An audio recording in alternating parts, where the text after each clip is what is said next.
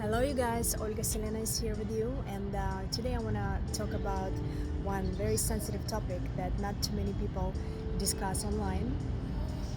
And the topic of today's short video will be celibate. Celibate is a complete abstinence from sexual relationships, and I want to discuss some benefits of it and some downsides of it. This video is not going to be for everybody, obviously. A lot of people will find themselves perfectly where they are while having normal sexual relationships with their partners, and the celibate can be performed for all the people who are either single or are in relationships upon their mutual agreement, of course. But a celibate is well known in the circles of people who dedicate their life to some religious confessions or studying the God's words, and a lot of religions do prohibit any sexual encounters whatsoever in order for the people to be a part of this egregores. But nowadays people start discovering the benefits of it, and the benefits are the following. First of all, it's a purification. It's a process where you deprive yourself from something that used to be a normal part of your life. Once we deprive ourselves of something that we usually don't, we start realizing things and seeing things differently, right? We can compare celibate to fasting. When people fast, meaning they don't take any foods at all, only drinks, or some people even fast dry without any foods. First stage is obsession. All you can think about is food, because you don't take any food for, let's say, 1 day or 2 or more. That's all you can think of. Your body's hungry, you feel starving, your stomach is making the sounds like all the stomach acids are bubbling inside of you, and you literally all you can think of is the food. The second stage to fasting is fatigue, an abnormal feeling of exhaustion and tiredness, because the autophagy starts after about 16 or 18 hours into fasting, which means that your cells starts regenerate and all the toxins are starting leaving your body.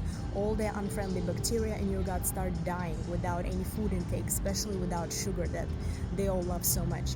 So as a side effect will be a fatigue, will be maybe a headache. A lot of people feel very weakened during fasting, especially those who are not experienced and just starting out on that journey. But then it hits the third wave, and that third wave is clarity.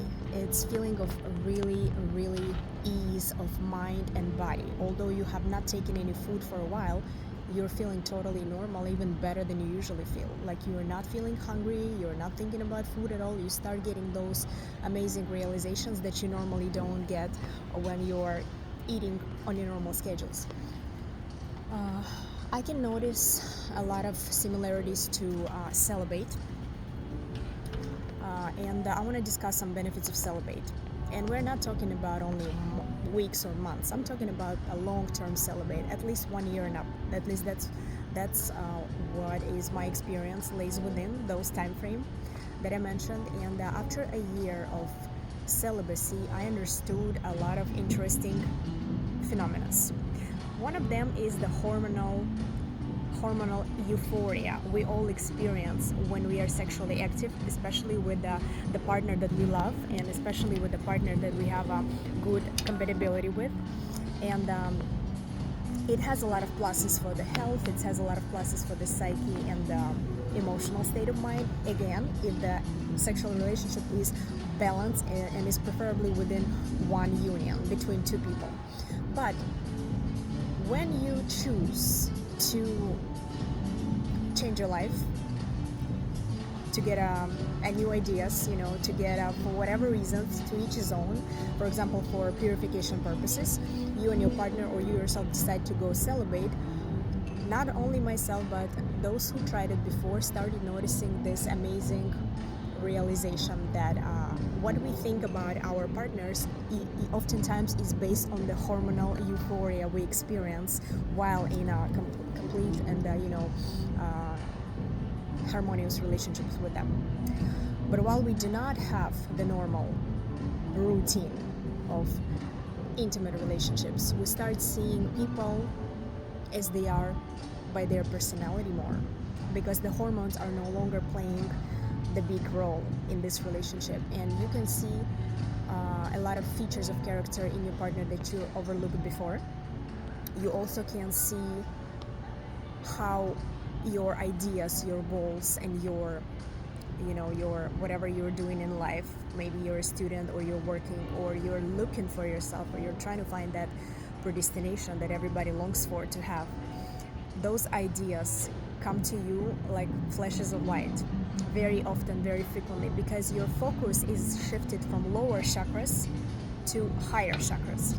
Our lower chakras are oftentimes determine how are we financially stable in life, how are we creating our normal daily life routines, how are we experiencing just a normal regular life, food, eat, house, bills paid, and all that stuff, which is very, very important in our material world.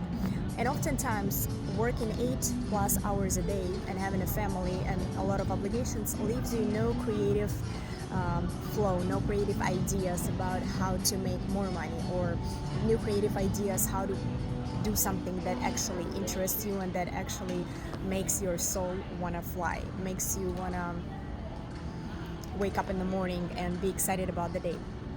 And those people who are abstaining from intimacy, they oftentimes notice that their focus becomes more crystal clear. They can be shifting their perspective from what no longer was available to them while they were living how everybody else lives.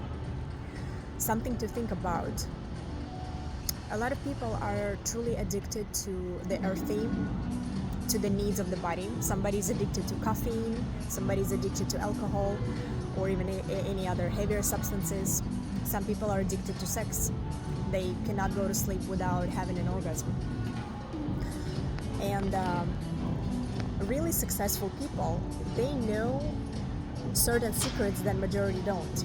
They know how to train their body, how to make it really, really strong, meaning that they can live without certain things that majority of people can't. And once you consciously deprive yourself from it, again, it's not for everybody. Some people would think that, why should I deprive myself? I love having my normal life. I love having my fast food and desserts and drinking alcohol every weekend and making love to my partner. Why should I deprive myself of it? And you shouldn't, because it's not for everybody. But for those rare breeds of you who want to try something new, something that maybe haven't been tried before, just to get a new perspective that never came across your mind. And if you're interested in seeing things as they actually are, like crystal clear,